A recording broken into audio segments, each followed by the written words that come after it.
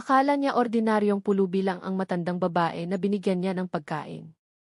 Pero kinabukasan, bumalik ito sakay ng mamahaling sasakyan, nakasuot ng magarang damit at may kasamang mga bodyguard. Ang sinabi nito sa kanya magbabago sa kanyang buhay magpakailanman. Pakinggan ang kwentong ito hanggang dulo. Madilim pa ang kalangitan nang magising si Gloria sa kanyang maliit na kwarto. Ang sikat ng araw ay hindi pa sumisilip sa manipis na kortina ng kanyang damuhang bintana, pero alam niyang kailangan na niyang bumangon. 4:30 pa lamang ng umaga, ngunit ang buhay ng isang taong walang-wala ay hindi pumapayag ng kahit katiting na pagkakahiya sa pagiging tamad. Dahan-dahan siyang bumangon mula sa lumang banig na latay sa sahig. Ang una niya ay isang lumang t-shirt na nakabalot sa ilang piraso ng karton, at ang kumot niya ay isang manipis na tela na bigay ng kapitbahay nila 3 taon na ang nakakaraan. Malamig ang hangin ng madaling araw, kaya niyakap niya ang sarili habang naglalakad papunta sa maliit na banyo na pinagsasaluhan nila ng 3 ibang pamilya sa parehong eskinita. Ang kanyang tiyan ay kumukulog na naman. Kahapon, ang tanging kinain niya ay kalahating pandesal na binili niya sa tindahan ni Aling Marta. Pero hindi siya makapagreklamo. Sanay na siya. Mga 3 taon na rin simula nang pumanaw ang kanyang ina dahil sa sakit na hindi nila kayang pagamot. Ang kanyang ama naman ay umalis noong siya ay 8 taong gulang pa lamang at hindi na nagpakita pa muli. Naalala niya ang huling salita ng kanyang ina bago ito pumikit ng tuluyan. Anak, kahit anong hirap ng buhay, huwag mong kalimutang maging mabuti. Ang yaman ay hindi sukat ng halaga ng tao. Ang puso mo, yan ang tunay na kayamanan mo. Napahawak si Gloria sa maliit na kwintas na nakabitin sa kanyang leg. Ito ay isang simpleng krus na gawa sa kahoy, binigay ng kanyang ina noong siya ay 10 taon pa lamang. Ito na lamang ang natitirang alaala niya sa babaeng nag-aruga sa kanya mag-isa, sa babaeng nagtrabaho bilang labandera hanggang sa kumain ng lupa ang kanyang mga kamay, lahat para lang mapakain siya. Naghilamos si Gloria gamit ang malamig na tubig mula sa gripo na laging namamalya. Tiningnan niya ang sarili sa maliit na salamin na bitak na. Nakita niya ang kanyang mukha, payat, maputla, may marka ng pagod sa ilalim ng mga mata. Pero sa kabila ng lahat, may ngiti pa rin siyang ibinibigay sa sarili tuwing umaga. Yan ang itinuro sa kanya ng kanyang ina. Kahit anong hirap, umiti ka pa rin. Nagbihis siya ng kanyang uniforme, isang puting blusa na medyo kupas na at itim na palda na may maliit na punit sa gilid na tinahi niya gamit ang PC. Wala na siyang ibang damit. Ito na ang pinakamahusay niyang kasuotan. Sinuklay niya ang kanyang buhok gamit ang mga daliri at ikinotong mababa. Simpleng hitsura, ngunit malinis. Yan ang mahalaga. Lumabas siya ng bahay ng 5:00 ng umaga. Ang eskinita ay tahimik pa, tanging ang mga aso at pusa lang ang gising. Naglakad siya ng mabilis, sapatos na luma at butas-butas sa ilalim, pero patuloy pa rin siyang lumalakad. Ang tindahan kung saan siya nagtatrabaho ay malayo, kailangan niyang maglakad ng halos 2 oras dahil wala siyang pambili ng pamasahe. Habang naglalakad siya sa ilalim ng mga poste ng ilaw na naninilaw na, naalala niya kung paano siya nakarating sa trabahong ito.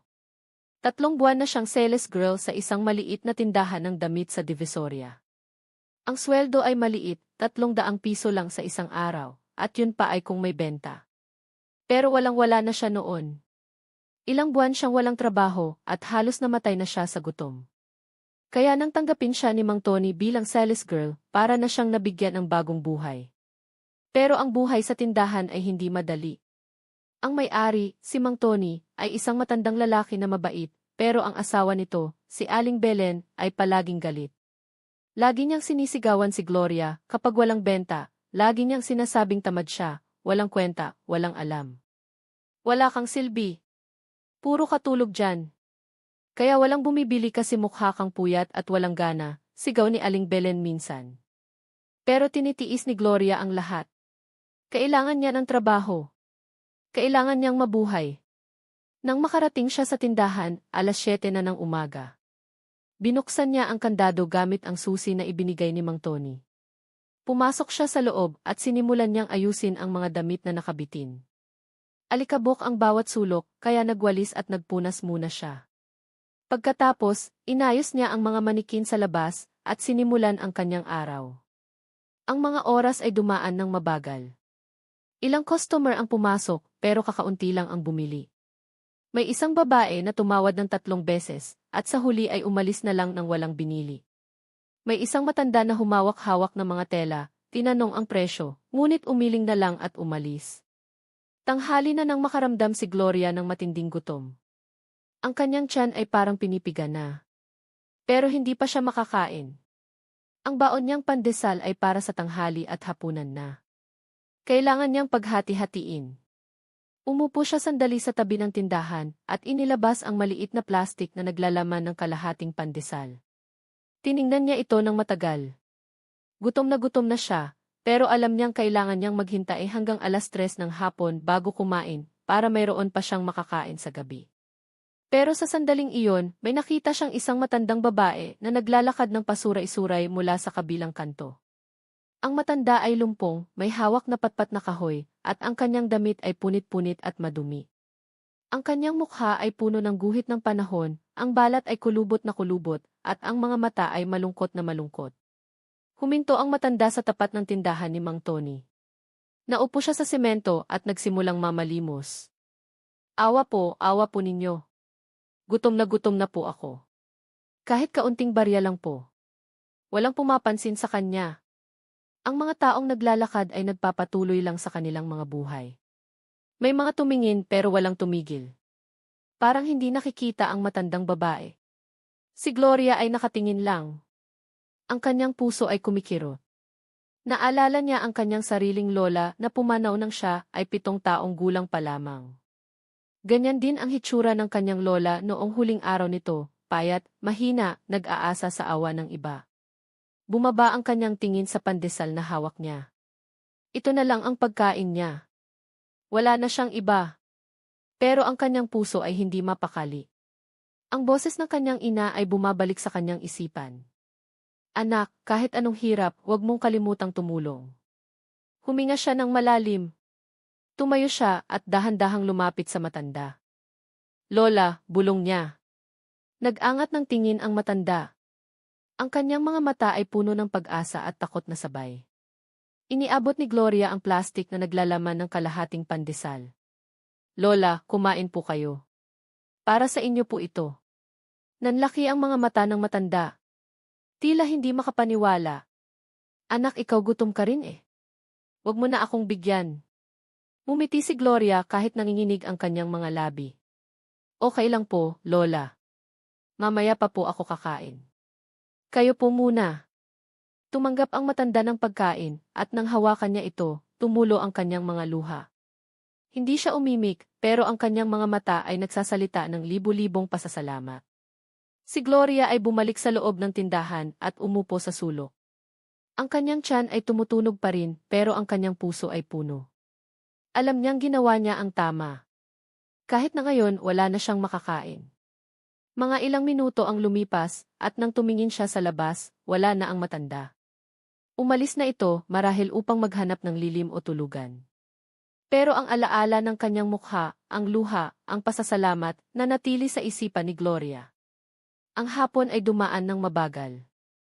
Walang benta. Si Aling Belen ay dumating ng 4:00 at galit na galit. Walang benta na naman? Ano ba yan, Gloria? Tamad ka talaga. Wala kang kwenta, sigaw nito. Hindi sumagot si Gloria. Yumuko lang siya at patuloy na nagtrabaho. Nang 6:00 na ng gabi, sarado na ang tindahan. Naglakad ulit si Gloria pauwi. Ang kanyang katawan ay nanghihina dahil sa gutom. Ang kanyang ulo ay sumasakit. Pero naglakad pa rin siya. Walang ibang pagpipilian. Nang makarating siya sa kanyang kwarto, humiga siya sa banig at pumikit. Ang kanyang tiyan ay kumukulo sa gutom pero pinilit niyang matulog. Bukas, mayroon na naman siyang 300 piso kung sakaling may benta. Bibili siya ng murang ulam at kanin. Kaya niya ito. Pero bago siya lubusang nakatulog, bumulong siya ng isang panalangin. Mama, sana po tama ang ginawa ko. Sana po ay napasaya ko kayo. Mahal na mahal ko po kayo. At sa dilim ng gabi, natulog si Gloria na walang alam na ang desisyon niyang iyon, ang pagbibigay ng kanyang pagkain sa isang estranghero, ay magbabago ng kanyang buhay magpakailanman. Kinabukasan, gising na naman si Gloria ng 4:30. Parehong routine. Pareho ang hirap. Pero may kakaibang pakiramdam siya ngayong araw. Hindi niya alam kung ano, pero may bahagyang kaba sa kanyang dibdib. Naglakad siya papunta sa tindahan, at nang dumating siya, nakita niyang may naghihintay sa tapat. Isang babae. Ngunit hindi ito ang matandang pulubi kahapon. Ito ay isang babaeng nakasuot ng mamahaling damit, may salaming pang-araw, at may kasamang dalawang lalaking nakasuot ng itim na Amerikana, mga bodyguard. Nanlaki ang mga mata ni Gloria. Sino ang mga taong ito? At nang alisin ng babae ang kanyang salamin, napatigil ang mundo ni Gloria. Ito ang matandang pulubi kahapon. Ngunit ngayon, ang kanyang hitsura ay ganap na iba. Malinis ang kanyang mukha. Elegante ang kanyang bihis. At ang kanyang mga mata, ang mga matang puno ng luha kahapon, ngayon ay nagniningning ng kakaibang liwanag. Gloria, sabi ng babae sa mahinahong boses. Ako si Agnes Monteclaro. Hindi makagalaw si Gloria. Parang tumigil ang kanyang hininga.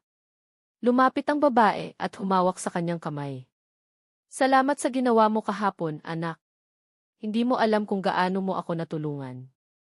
At sa sandaling iyon, nagsimula ang isang bagong kabanata sa buhay ni Gloria, isang kabanatang hindi niya kailanman inasahan. Hindi makapaniwala si Gloria sa kanyang nakikita.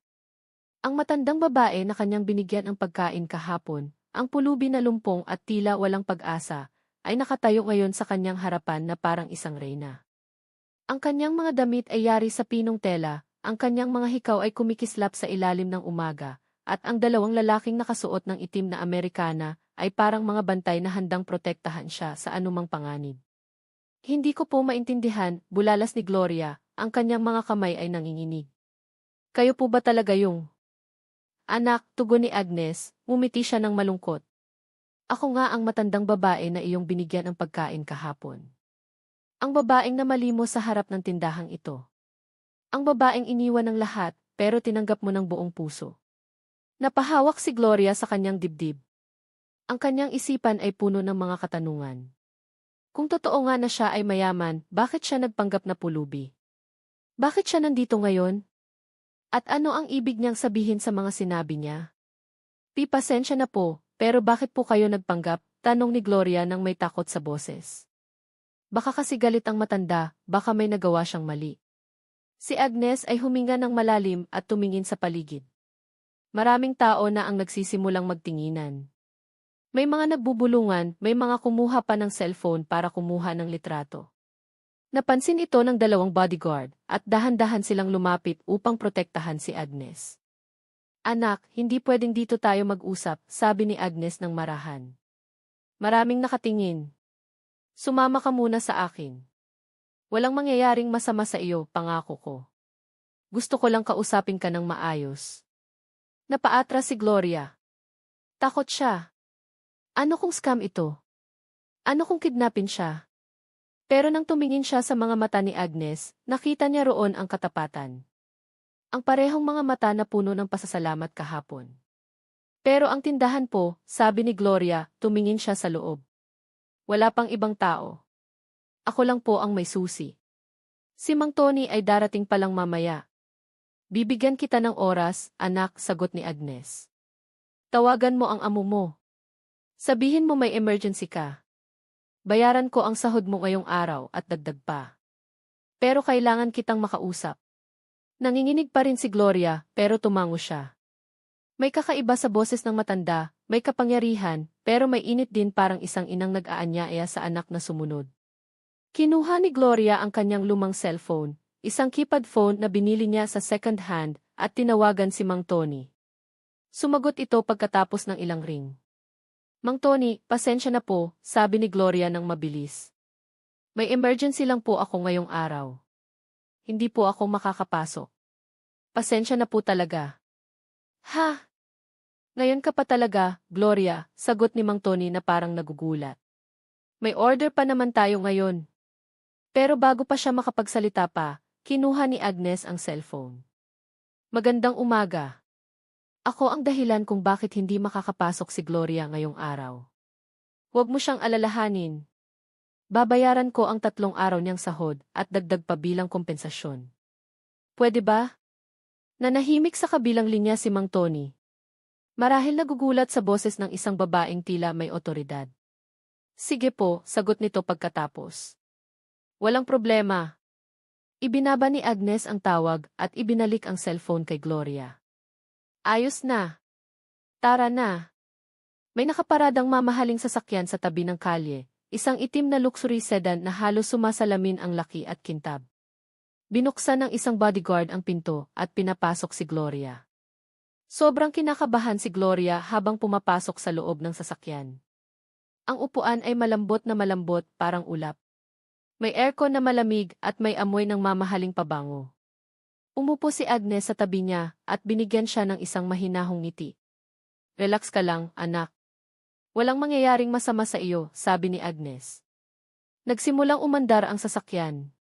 Hindi alam ni Gloria kung saan sila pupunta, pero tahimik lang siya. Ang kanyang mga mata ay nakatanaw sa labas ng bintana, nakikita ang mga kalye ng Maynila na unti-unting lumilipas.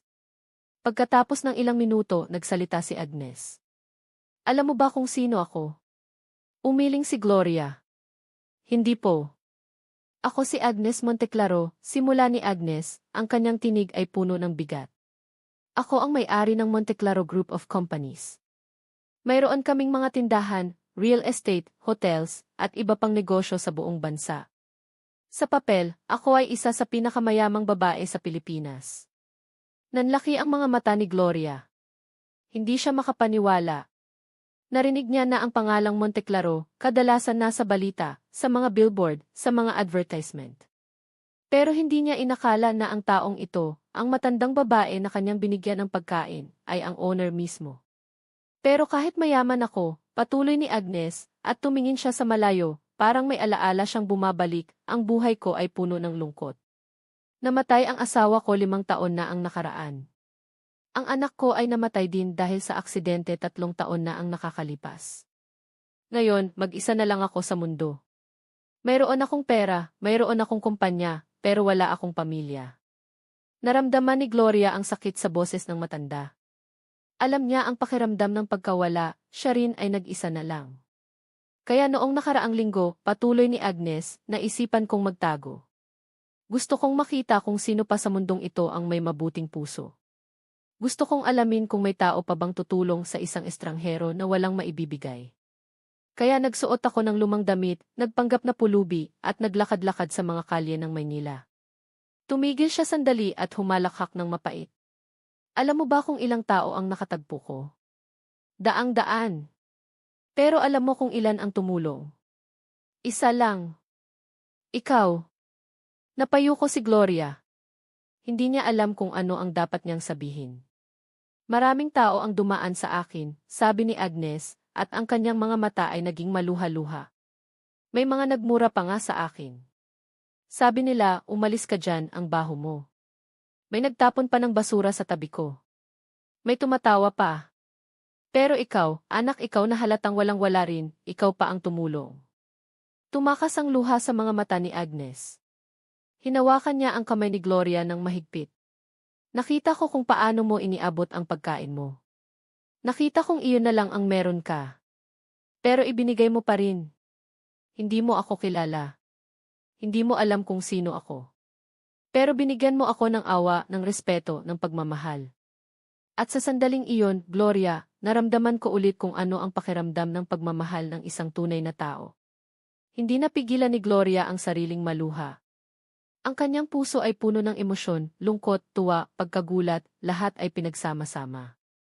Kaya naman nandito ako ngayon, sabi ni Agnes, at pinunasan ang kanyang mga luha. Gusto kitang pasalamatan. Gusto kitang bigyan ng pagkakataong magkaroon ng magandang buhay. Dahil sa ginawa mo, napagpasyahan ko na ikaw ang karapat-dapat. Kikarapat-dapat po sa ano? Tanong ni Gloria, hindi pa rin makapaniwala. Ngumiti si Agnes. Karapat-dapat na maging aking tagapagmana. Napatigil ang mundo ni Gloria. Ang kanyang hininga ay tila huminto. Ang kanyang isipan ay blanko. Wala na akong anak, wala na akong asawa, sabi ni Agnes. Ang lahat ng kayamanan ko ay walang silbi kung wala akong maipapamana sa taong tunay na karapat-dapat. At ikaw, Gloria, sa gitna ng iyong kahirapan, ipinakita mo sa akin ang tunay na yaman, ang yaman ng puso. Hindi po ako karapat-dapat, tugon ni Gloria, umiiyak na. Wala po akong alam. Wala po akong pinag-aralan. Hindi po ako bagay sa mundong iyon. Hindi mahalaga ang pinag-aralan, sabi ni Agnes ng matigas. Ang mahalaga ay ang puso mo. At ang puso mo, anak, ay ginto. Huminto ang sasakyan sa harap ng isang malaking gusali, ang headquarters ng Monteclaro Group of Companies. Ang tore ay mataas, makinang, at puno ng mga taong nagtatrabaho sa loob. Halika, sabi ni Agnes, at hinawakan ang kamay ni Gloria. Ipapakita ko sa iyo ang magiging buhay mo mula ngayon. Bumaba sila ng sasakyan at pumasok sa loob ng gusali. Lahat ng tao ay yumuyuko kay Agnes. Good morning, Ma'am Agnes, sabi nila ng sabay-sabay. Si Gloria ay parang nasa panaginip. Lahat na nakikita niya ay parang hindi totoo. Ang mga ilaw, ang mga tao, ang laki ng paligid, lahat ay sobrang layo sa mundo na kanyang ginagalawan. Dinala siya ni Agnes sa isang malaking opisina sa pinakataas na palapag. Ang opisina ay puno ng mga libro, mga painting, at malaking bintana na tumitingin sa buong lungsod ng Maynila. Umupo ka, anak, sabi ni Agnes, at inanyayahan si Gloria na maupo sa isang malambot na upuan. Umupo si Gloria, ngunit hindi pa rin siya komportable. Lahat ng ito ay sobrang bago sa kanya. Binuksan ni Agnes ang isang drawer at inilabas ang isang folder. Ibinigay niya ito kay Gloria. Ito, sabi ni Agnes, ang legal na papel na magpapangalan sa iyo bilang aking adopted daughter at ang aking sole heir. Pipirmahan mo lang ito at magiging sa iyo ang lahat ng pag-aari ko pagkatapos kong mamatay. Nanginig ang mga kamay ni Gloria habang hawak ang folder. Pero bakit po ako? Marami pong mas karapat-dapat. Walang mas karapat-dapat sa iyo, sagot ni Agnes. Nasubukan ko na ang mundo. Ikaw lang ang tumulong. Ikaw lang ang nagpakita ng tunay na kabutihan. At iyon ang hinahanap ko. Napaiyak ulit si Gloria. Hindi niya alam kung paano siya magre-react. Lahat ng ito ay sobrang bigat, sobrang laki. Hindi mo kailangang magmadali, sabi ni Agnes ng mahinahon. Isipin mo muna. Pero gusto kong malaman mo na seryoso ako. Simula ngayon, ikaw ang aking anak. Ikaw ang pag-asa ko. At sa sandaling iyon, naramdaman ni Gloria ang init ng pag-ibig na matagal na niyang hindi naramdaman, ang pag-ibig ng isang ina. Pero hindi pa tapos ang araw. May isa pang sorpresa si Agnes na magpapabago ng lahat. Matapos ang mahabang pag-uusap, inanyayahan ni Agnes si Gloria na kumain ng tanghalian sa isang mamahaling restaurant sa loob ng gusali. Ngunit bago sila bumaba, may kinuha muna si Agnes mula sa isang kabinet, isang maliit na kahon na balot ng gintong papel. Bago tayo kumain, gusto ko munang ibigay ito sa iyo, sabi ni Agnes, at iniabot ang kahon kay Gloria. Nanginginig ang mga kamay ni Gloria habang tinatanggap ito. Dahan-dahan niyang binuksan ang kahon at napasinghap siya sa nakita. Sa loob ay isang napakagandang kwintas na gawa sa pilak, at sa gitna nito ay isang maliit na pendant na hugis puso na may nakaukit na mga salita, para sa anak kong Gloria, ang nagligtas sa aking puso. Iito po ba ay tea? Hindi na ituloy ni Gloria ang sasabihin dahil sa luha na bumabaha na sa kanyang mga mata. Anak, tugon ni Agnes ng may ngiti. Ipinagawa ko yan kagabi pa. Gusto kong magkaroon ka ng simbolo ng bagong simula mo. Ang lumang buhay mo ay tapos na. Simula ngayon, magsisimula ka ng bagong kabanata. Yumakap si Gloria kay Agnes ng mahigpit at pareho silang napaiyak. Ang matanda at ang bata, parehong nag-iisa sa mundo, ngayon ay nagkatagpo at naging pamilya. Nang makababa sila sa restaurant, maraming tao ang nakatingin. Hindi dahil sa kanilang mga luha, kundi dahil sa presensya ni Agnes Monteclaro, ang kilalang bilyonaryo na bihirang makita sa publiko. Ang mga empleyado ay nag-uusap-usap, nagtatanong kung sino ang batang kasama niya.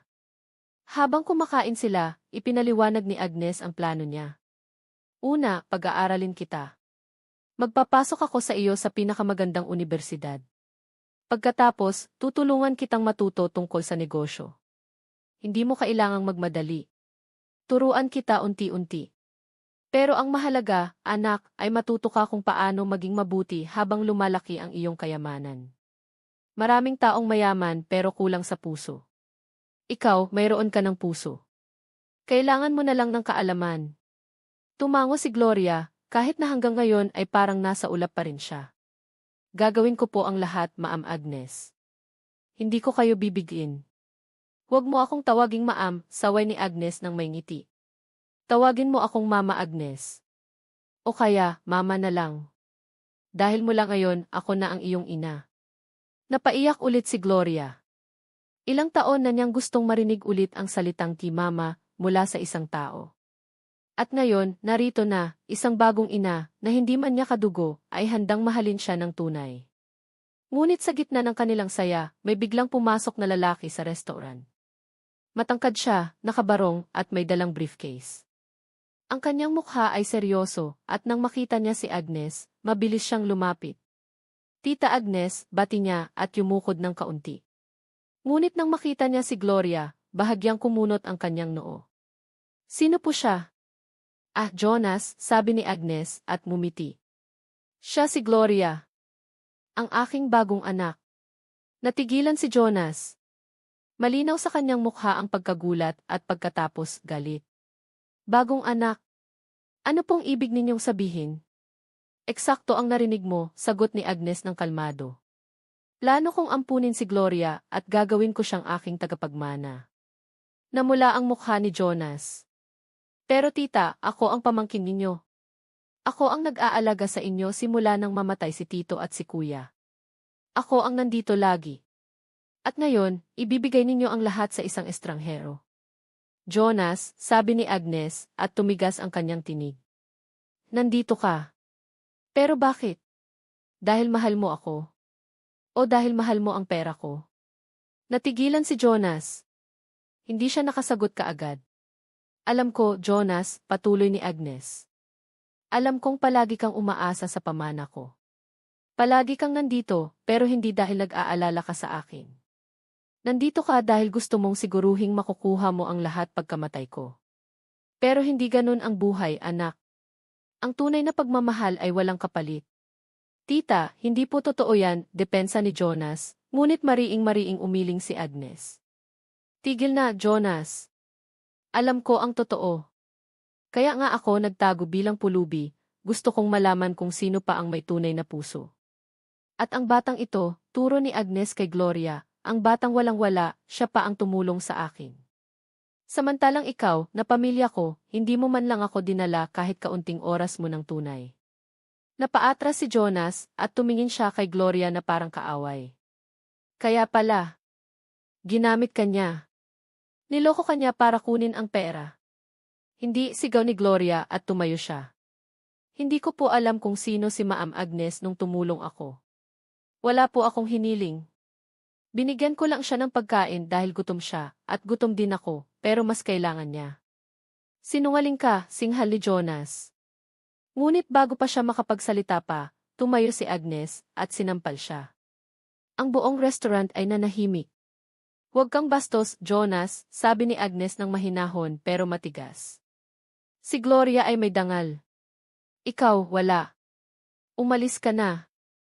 Ayoko nang makita ka. Galit na galit si Jonas, pero wala siyang magagawa. Tumalikod siya at lumabas, pero bago siya tuluyang makaalis, binalikan niya ang tingin kay Gloria, isang tingin na puno ng galit at pagbabanta. Nang makalabas na si Jonas, umupo ulit si Agnes, at napahawak sa kanyang dibdib. Pasensya na, anak. Hindi ko inasahan na ganun ang reaksyon niya. Okay lang po, Mama Agnes, sabi ni Gloria.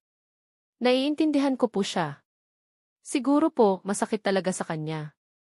Masakit, tugon ni Agnes. Pero kailangan niyang matutunan na ang pag-ibig ay hindi nabibili. At ang pamana ay hindi karapatan kundi regalo. Natapos ang kanilang tanghalian ng tahimik at pagkatapos, dinala ni Agnes si Gloria sa isang malaking mall. Bumili sila ng mga bagong damit, sapatos, bag at lahat ng kailangan ni Gloria. Bawat tindahan na pinasukan nila ay parang panaginip para kay Gloria. Lahat ng gusto niya, binibili ni Agnes. Lahat ng kailangan niya, ibinibigay. Mama Agnes, sobra na po ito, sabi ni Gloria habang tinitingnan ang mga shopping bags na dala ng mga katulong. Marami na po. Hindi pa ito marami, anak, sagot ni Agnes. Gusto kong maramdaman mo na karapat-dapat ka. Matagal ka nang nagtiis. Ngayon, oras na para maranasan mo ang buhay na dapat mo nang naranasan noon pa. Pag-uwi nila, dinala ni Agnes si Gloria sa isang malaking bahay sa Makati, ang bahay ni Agnes. Ang mansyon ay napakaganda, may malaking hardin, swimming pool, at maraming kwarto. Pero kahit ganun kalaki ang bahay, ramdam ni Gloria ang kalungkutan nito. Walang ingay. Walang tawa. Parang museo lang na walang buhay. Ito ang magiging bahay mo na rin, sabi ni Agnes. May sarili kang kwarto sa second floor. Nandoon na ang lahat ng kailangan mo. Bukas, magsisimula na tayo ng proseso ng adoption. At sa susunod na linggo, pasasamahan na kita sa negosyo. Umakyat si Gloria sa kanyang kwarto, at nang buksan niya ang pinto, hindi siya makapaniwala. Ang kwarto ay napakaganda, malaki ang kama, may sariling banyo, may balkonahe, at may flat screen TV, parang para sa prinsesa. Umupo siya sa kama at tumingin sa salamin. Nakita niya ang kanyang mukha, ang dating payat, pagod, at walang pag-asa, ngayon ay mailiwanag na. Hindi dahil sa mga bagay na materyal, kundi dahil sa pag-ibig na naramdaman niya mula kay Agnes. Pero sa kabila ng lahat ng saya, may bahagyang takot pa rin sa kanyang puso. Naalala niya ang mukha ni Jonas, ang galit, ang pagbabanta. Alam niyang hindi pa ito tapos. At tama siya. Ilang araw ang lumipas at lahat ay maayos. Nagsimula na ang proseso ng legal adoption at si Gloria ay nagsimula ng matuto tungkol sa negosyo. Si Agnes ay maamo at mapagpasensyang magturo. Tuwing gabi, magkasama silang kumakain, nag-uusap at tumatawa, parang tunay na mag-ina. Ngunit isang gabi, habang natutulog si Gloria, may nakalusot na tao sa loob ng mansyon. Si Jonas. Pumasok siya sa kwarto ni Gloria at sa dilim, tinabihan niya ito. Ginising niya si Gloria sa pamamagitan ng pagtakip ng kamay sa bibig nito. Ilve, bulong niya. Huwag kang sumigaw o sasaktan kita. Nanlaki ang mga mata ni Gloria, puno ng takot. Alam ko kung ano ka, bulong ni Jonas ng may galit. Isang oportunista. Niloko mo ang tiyahin ko. Pero hindi ako papayag. Akin ang pamana na yan. Akin. Sinubukan ni Gloria na magsalita, pero mahigpit ang hawak ni Jonas. Aalis ka dito bukas, utos ni Jonas. Kung hindi, may mangyayari sa iyong masama. Naiintindihan mo. Ngunit bago pa niya matapos ang pangumbinsi, biglang bumukas ang ilaw. Nakatayo si Agnes sa pintuan, kasama ang dalawang security guard. Jonas, sabi ni Agnes ng malamig. Ito na ang huling beses na dadaanan mo ang pintuan ng bahay na ito. Napaatras si Jonas at tumayo. Tita, hindi niyo naiintindihan. Naiintindihan ko, Jonas, putol ni Agnes. Naiintindihan kong sakim ka. Naiintindihan kong wala kang respeto. At naiintindihan kong hindi ka nakarapat-dapat na tawagin kong pamilya. Lumapit ang mga gwardiya at hinawakan si Jonas sa mga braso. Ilabas ninyo siya, utos ni Agnes. At kung babalik man siya, tawagan ninyo ang pulis. Habang hinihila palabas si Jonas, sumigaw siya.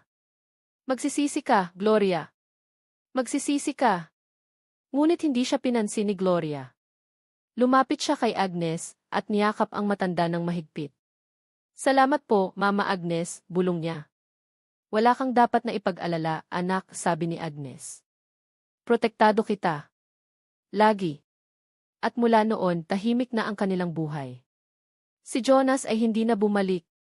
Ang legal adoption ay natapos at si Gloria ay opisyal ng anak ni Agnes Monteclaro. Nagsimula siyang mag-aral sa isang prestihiyosong unibersidad at kahit nahihirapan siya sa simula, hindi siya sumuko. Natuto siya, lumalaki ang kanyang kaalaman at unti-unti naging handa na siyang mamahala ng negosyo. Pero higit sa lahat, natuto siyang maging mas mabuti pang tao.